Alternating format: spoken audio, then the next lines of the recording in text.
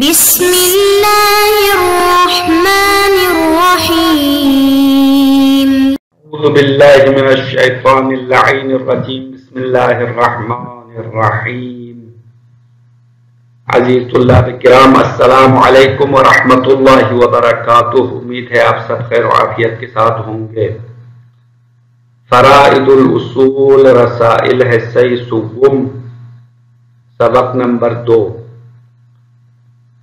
فرائض الاصول کے پہلے سبق میں ہم نے کتاب اور صاحب کتاب کے بارے میں مختصر تعارفی گفتگو پیش کیا تھا.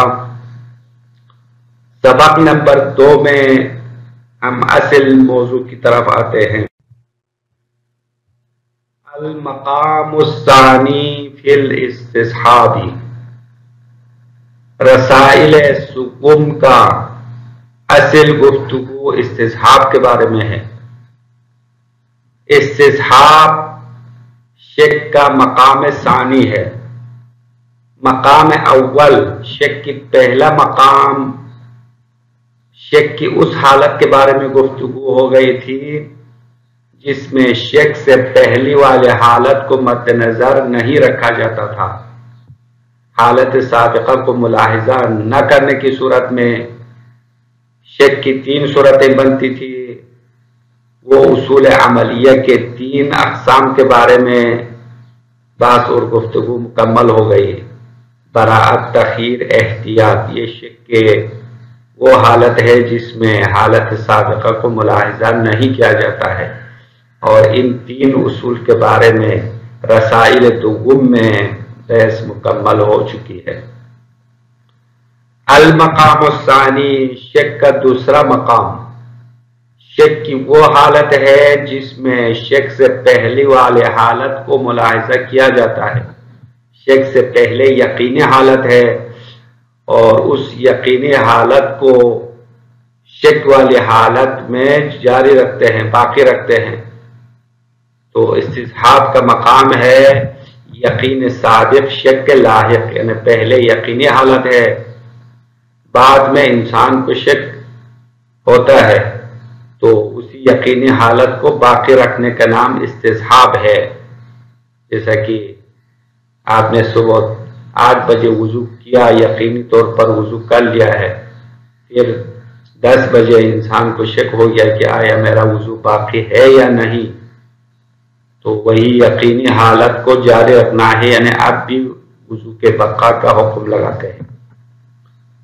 اور استصحاب کے بارے میں آج کی گفتگو میں، آج کی بحث میں ہم مندرجہ ذیل امور پر گفتگو کریں گے. نمبر 1، بحث استصحاب کو شک کے دوسرے ابحاث سے الگ کرنے کی کیا وجہ ہے.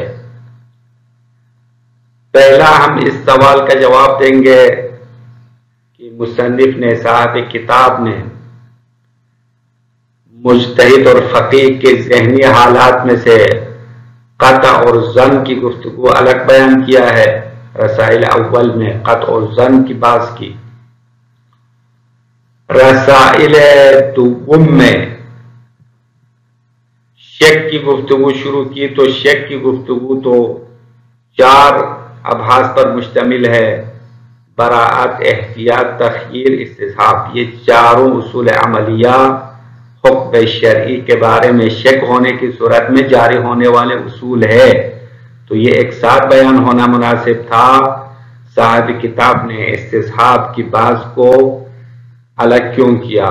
شک کے باقی اقسام سے اس کو الگ کرنے کی بنیادی وجہ کیا ہے؟ تو اس کے مختصر 2 جواب ہم دے سکتا ہے. پہلا جواب یہ ہے کہ شک کی حالات مختلف ہونے کی وجہ سے صاحب کتاب نے اس بحث کو الگ کیا. اگرچہ حکم شرعی کے بارے میں فقیہ کو شک ہے، لیکن شک میں پہلا مقام تھا حالت سابقہ کو ملاحظہ نہ کرنا، یا دوسری عبارت میں شک کے ابتدائی کا موضوع تھا. یہ مقام اول کی گفتگو ہے، یہ الگ صورتحال ہے، اس کو الگ بیان کیا. اور استصحاب میں شک کی وہ حالت بیان کرنا ہے جس میں حالت سابقہ کو ملاحظہ کیا جاتا ہے. اسی لیے شک کی جو صورت اور کیفیت ہے دونوں میں جدا ہے، الگ ہے. اس لیے استصحاب کی گفتگو کو باقی شک کی صورتوں سے الگ کیا۔ یہ ایک جواب۔ دوسرا جواب یہ ہے کہ شک کے باقی 3 اصول کے بارے میں بحث زیادہ تفصیل نہیں ہے، طویل نہیں ہے، اس لیے ان 3 اصول کو ایک ساتھ بیان کیا ہے۔ اور استصحاب کی گفتگو چونکہ یہ لمبی گفتگو ہے، بحث زیادہ ہے، اس لیے مصنف نے صاحب کتاب نے اس کو الگ بیان کیا۔ نقطہ نمبر 2 یہ ہے کہ استصحاب کا لغوی معنی اور اس کی چند مثالیں۔ استصحاب لغت میں، عربی زبان میں، عربی لنگویج میں صاحبہ سے مشتق ہے، اس کا مادہ اشتقاق صاحبہ ہے، اور استصحاب باب استفعال کا مصدر ہے۔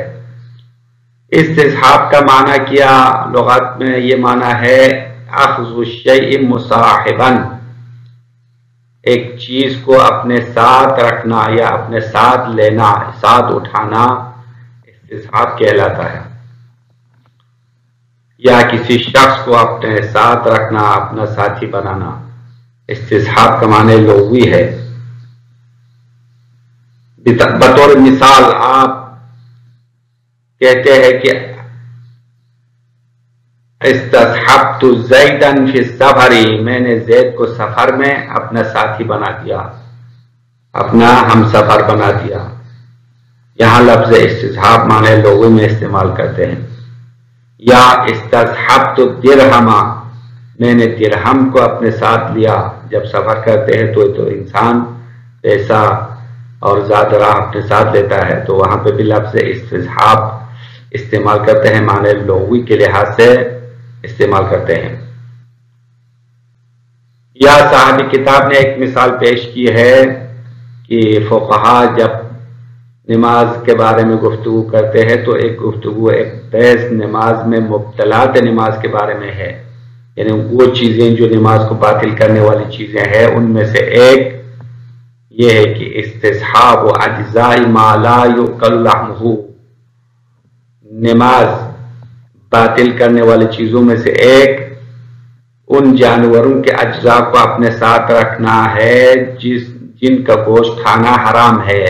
حرام گوشت حیوانوں کے اجزاء کو اپنے ساتھ رکھنا نماز کو باطل کرنے والی چیزوں میں شمار ہوتی ہے۔ تو اس عبارت میں فقہا نے لفظ استصحاب معنی لغوی میں استعمال کیا ہے۔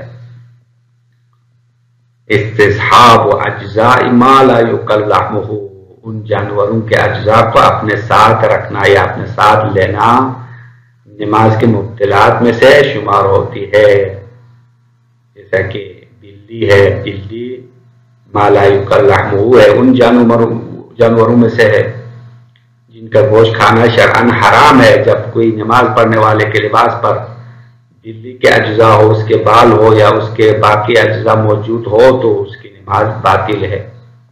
تو یہ استصحاب کے معنی لغوی کے لیے مثال دیا۔ نمبر 3، آج کا پہلا نقطہ سوال کا جواب دیا، دوسرا نقطہ استصحاب کا معنی لغوی اور اس کی مثالیں پیش کی، تیسرا نقطہ تیسرا مطلب استصحاب کی اصطلاحی تعریف۔ استصحاب کے اصطلاح میں، علم اصول کے اصطلاح میں بہت ساری تعریفیں کی گئی ہے، مختلف تعریف بیان کیا۔ ان میں سے صاحب کتاب نے، کتاب ھذا کے مؤلف جناب شیخ مرتضی انصاری نے یہ تعریف انتخاب کیا، الاستصحاب ہوا ابقاء ما کان۔ یہ تعریف صاحب کتاب کے نزدیک پسندیدہ ہے۔ تو الاستصحاب کیا ہے؟ ہوا ابقاء ما کان، جو چیز پہلے تھی اسی کو باقی رکھنا استصحاب ہے۔ اور یہ تعریف ایک تو مختصر تعریف ہے، چند الفاظ پر مشتمل ہے، دوسرا یہ تعریف مضبوط اور محکم ہے، اور اس تعریف میں الفاظ کم ہے، معنی زیادہ ہے، اس لیے یہ تعریف صاحب کتاب کے نزدیک پسندیدہ ہے۔ صاحب کتاب نے اسی تعریف کو پسند کیا اور اسی کو انتخاب کیا ہے۔ صاحب کتاب کی انتخاب کرتا تعریف میں موجود نکات۔ صاحب کتاب نے جس تعریف کا انتخاب کیا استصحاب ہوا ابقاء ما کانا۔ اس تعریف میں کچھ مطالب موجود ہے، ان میں سے اہم 3 نکات کی طرف اشارہ کریں گے۔ پہلا نکتہ ابقاء باقی رکھنے کے مختلف اقسام کی وضاحت۔ ابقاء باب افعال کا مصدر ہے، باقی رکھنا، کسی چیز کو باقی رکھنا، اس کی مختلف صورتیں ہیں۔ پہلی تقسیم میں ابقاء کے 2 اقسام بنتے ہیں، ابقاء واقعی، ابقاء ظاہری۔ ابقاء واقعی سے مراد ایک چیز کا واقعاً موجود ہونا، باقی ہونا، چاہے آپ اس کو درک کریں یا نہ کریں، یا اس کو مانے یا نہ مانے، ایک چیز باقی ہے، اس کو ابقاء کے بجائے بقا کہنا چاہے، بقاء واقعی۔ بطور مثال اللہ کی ذات باقی ہے، ملائکہ باقی ہے، روح باقی ہے، تو یہ چیزیں خود بخود موجود ہے۔ اب اس کو باقی رکھنے کے لیے آپ ماننا ضروری نہیں ہے، وہ موجود ہے۔ اس کے مقابل میں ابقاء تعبدی و ظاہری ہے، ایک چیز باقی ہونا واقعاً حقیقت میں باقی ہونا پتہ نہیں ہے، ظاہراً اس کے بقا کا حکم لاگو کرتے ہیں، اس کو ابقاء ظاہری کہلاتے ہیں، ابقاء ظاہری یا ابقاء تعبدی۔ اور یہ استصحاب کا موضوع ہے، استصحاب میں ابقاء واقعی نہیں ہے، ابقاء ظاہری ہے، واقعاً حالت سابقہ کا موجود ہونا پتہ نہیں ہے، اسی لیے شک کی حالت ہے۔ اما چونکہ یہ پہلے یقینی ہے، اس لیے اسی یقینی حالت کو باقی ہونے کو مان لیتے ہیں۔ صبح آپ نے 10 بجے وضو کر لیا یقینی طور پر، پھر آپ 1 بجے شک کرتے ہیں کہ وضو باقی ہے یا نہیں، تو واقعاً وضو کا باقی ہونا پتہ نہیں ہے، لیکن ظاہراً اسی حالت یقینی کو جاری رکھتے ہیں، یعنی اب بھی وضو باقی ہونے کو مان لیتے ہیں، اس کو ابقاء تعبدی یا ابقاء ظاہری کہلاتے ہیں۔ پھر ابقاء ظاہری اور تعبدی کو 2 اقسام میں تقسیم کیا، ایک ابقاء عملی، دوسرا ابقاء حکمی۔ ظاہراً کسی چیز کو باقی رکھنا ایک مرتبہ عملی طور پر ہے، یعنی ابقاء عملی، یعنی اسی چیز کو باقی رکھنے کے مطابق عمل کرتے ہیں، یعنی اسی سابقہ حالت کے مطابق جو عمل ہوتا تھا وہی جاری رکھتے ہیں۔ بطور مثال وضو اب بھی باقی ہونے کا مطلب یہ ہے نہیں کہ وضو کے شرائط والے عبادات اب بھی آپ انجام دے سکتے ہیں، اسی کے مطابق عمل کرتے ہیں۔ اس کے مقابل میں ابقاء حکمی ہے۔ ابقاء حکمی کا مطلب ہے کہ حالت سابقہ کو باقی رکھنے کا حکم لگایا جاتا ہے۔ اب یہاں پہ سوال یہ ہے کہ حکم کون لگانے والا ہے، حاکم کون ہے؟ اس میں 2 نظریات ہے۔ پہلا نظریہ ہے کہ حاکم شریعت ہے، شریعت نے حالت سابقہ کے باقی رکھنے کا حکم لگایا ہے۔ دوسرا نظریہ ہے شریعت حاکم نہیں ہے بلکہ عقل حاکم ہے، عقل نے حکم لگایا حالت سابقہ کو جاری رکھنا ہے۔ اب یہ مفصل نقطہ ہے جس کے بارے میں آگے دروس میں وضاحت آئے گی، اس لیے ہم اس مسئلے میں 2 نظریات کے بارے میں ابھی زیادہ بحث و گفتگو نہیں کریں گے، کیونکہ اس کے بارے میں بعد میں گفتگو آنے والی ہے۔ دوسرا نقطہ، تعریف میں موجود ما موصوفہ سے کیا مراد ہے؟ تعریف میں ابقاء ما کان ہے، تو یہ ما موصوفہ ہے، کانا اس کے لیے صفت ہے، تو ما یعنی اس چیز، شے کا معنی ہے، ما موصوفہ کا معنی شے ہے، چیز ہے، وہ چیز کیا ہے؟ تو اس ما میں 2 چیزیں قابل تصور ہے، یا 2 چیزیں مراد ہو سکتی ہے۔ نمبر 1 حکم شرعی مراد ہو سکتی ہے، یعنی وہ چیز یا وہ حکم جو پہلے ہے اب بھی جاری رکھنا، احکام شرعیہ پہلے یقینی حالت میں ہے تو اب بھی شک والی صورت میں اسی حکم شرعی کو جاری رکھنا۔ احکام شرعیہ بطور مثال وجوب، حرمات، استحباب، کراہت، یہ احکام پہلے یقینی ہے تو اب بھی جاری رکھتے ہیں، تو ما سے مراد تو حکم شرعی مراد ہے۔ دوسرا احتمال ما موصوفہ میں حکم شرعی کا موضوع مراد ہے، یعنی حکم شرعی کا جو چیز موضوع بنتی ہے وہ پہلے یقینی حالت میں ہو تو اب بھی اسی موضوع کو باقی رکھتے ہیں، بطور مثال حیات زید، زید پہلے زندہ ہے، 1 سال پہلے زید زندہ ہونا یقینی تھا، اب شک ہو گیا کہ زید زندہ ہے یا نہیں، تو زید کے حیات کو جاری رکھتے ہیں، کیونکہ زید کا حیات چند احکام شرعیہ کے لیے موضوع بنتا ہے، بطور مثال زید جب زندہ ہونا یقینی ہو تو اس کے لیے زید پر اس کے اہل عیال کا نفقہ واجب ہے، اس کے مال کو ارث میں تقسیم نہیں کیا جاتا، تو یہ احکام حیات زید پر لاگو ہونے والے احکام ہے اور حیات زید ان احکام کا موضوع ہے، تو حکم شرعیہ کا موضوع باقی رکھنا ہے۔ تو ما موصوفہ سے 2 چیزوں میں سے کوئی ایک مراد ہے، یا حکم شرعی مراد ہے یا حکم شرعی کا موضوع مراد ہے۔ تیسرا نقطہ ابقاء مکان کے اقسام اور تعریف میں صاحب کتاب کی مراد کیا ہے، یعنی ایک چیز باقی رکھنے کے مختلف صورتیں ہیں اور مختلف اقسام ہے یا مختلف وجوہات اور دلیل ہے۔ ایک چیز باقی رکھنے کی 3 اقسام یہاں بیان کیا۔ نمبر 1، ایک چیز باقی رکھتے ہیں چونکہ اس کی علت باقی ہے، کسی چیز کی علت باقی ہونے کی وجہ سے ایک چیز باقی رکھتے ہیں۔ مثال کے طور پر کمرہ گرم ہے کیونکہ وہاں پہ ہیٹر لگا ہے، تو ہیٹر علت ہے کمرے کے گرم ہونے کا، جب تک ہیٹر ہے کمرہ گرم رہے گا، علت کی بقا کی وجہ سے وہ چیز باقی ہے۔ اور یہاں استصحاب میں یہ چیز مراد نہیں ہے، یعنی ایک چیز کی علت کی بقا کی وجہ سے چیز باقی رکھنا استصحاب میں مراد نہیں ہے، کیونکہ جب علت موجود ہو تو وہ چیز باقی ہے، استصحاب جاری کرنے کی کوئی وجہ نہیں ہے۔ دوسرا قسم ابقاء مکان، کسی گزشتہ چیز کو باقی رکھنا اس کی دلیل کی بقا کی وجہ سے۔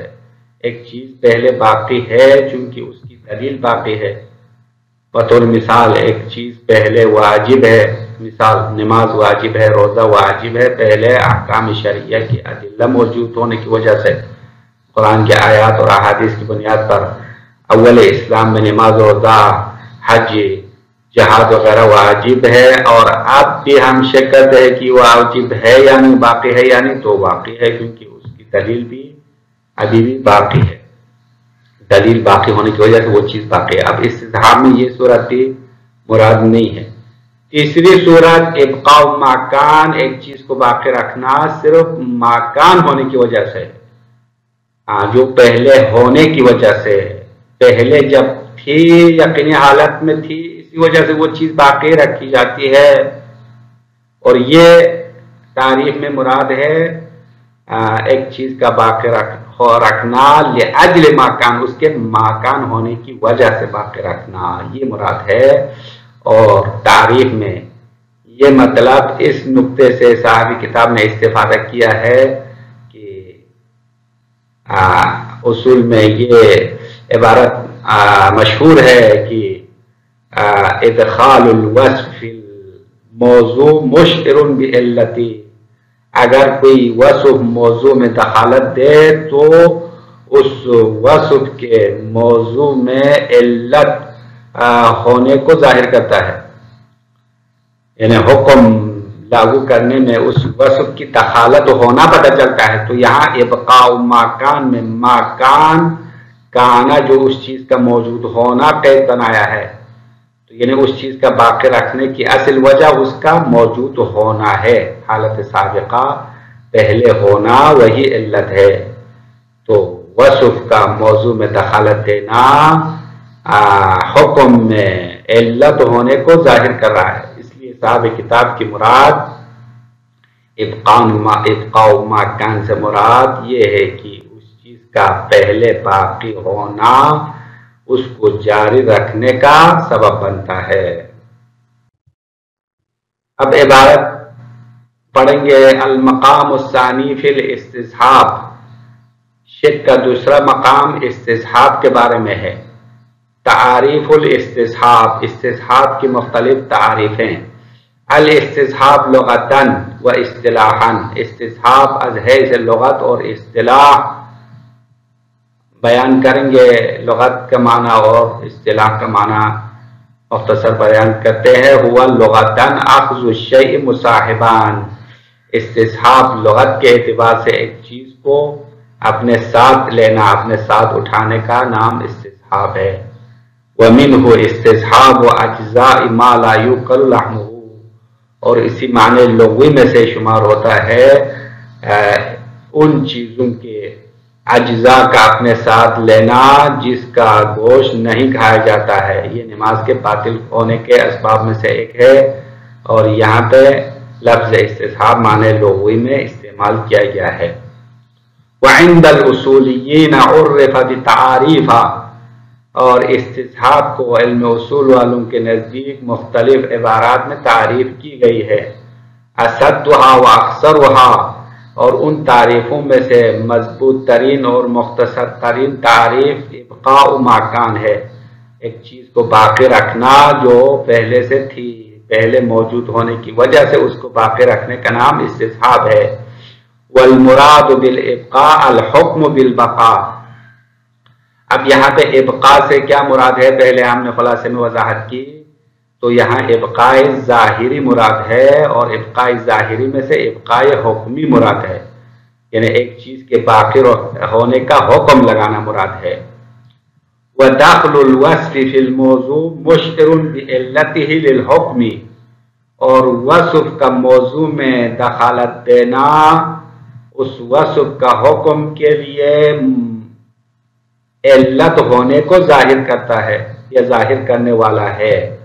تو یہ ایک چیز کے باقی رکھنے کی جو وجہ ہے وہ اس کا پہلے سے موجود ہونا، یہ حکم کی علت ہے، چونکہ یہاں پہ حکم ابقاء ہے، باقی رکھنا حکم ہے، تو اس حکم کی جو اصل وجہ ہے وہ ماکان ہونے کی وجہ سے ہے، یعنی پہلے سے موجود ہونے کی وجہ سے ہے۔ فعلت الابقاء هو انه کان، بس اس کو باقی رکھنے کی جو اصل وجہ ہے وہ ہونا ہے، انه کان جو پہلے سے ہونا، یہی باقی رکھنے کی اصل علت ہے۔ فیخرج ابقاء الحکم لاجل وجود علته او دلیله، بس اس وضاحت کے ساتھ نکل جائے گا حکم کو اس کی علت کی وجود کی وجہ سے باقی رکھنے والی صورت، او دلیل، یا اس کی دلیل کے باقی ہونے کی وجہ سے اس کے باقی رکھنے کی جو صورت ہے وہ تعریف سے خارج ہو جائے گی۔ بس تعریف میں ابقاء سے مراد، ابقاء میں جو اصل علت اور بنیاد ہے وہ کانا ہے، جو موجود ہونا ہے، اس کی وجود اور کی وجہ سے اس کو باقی رکھتے ہیں۔ والسلام علیکم ورحمۃ اللہ وبرکاتہ۔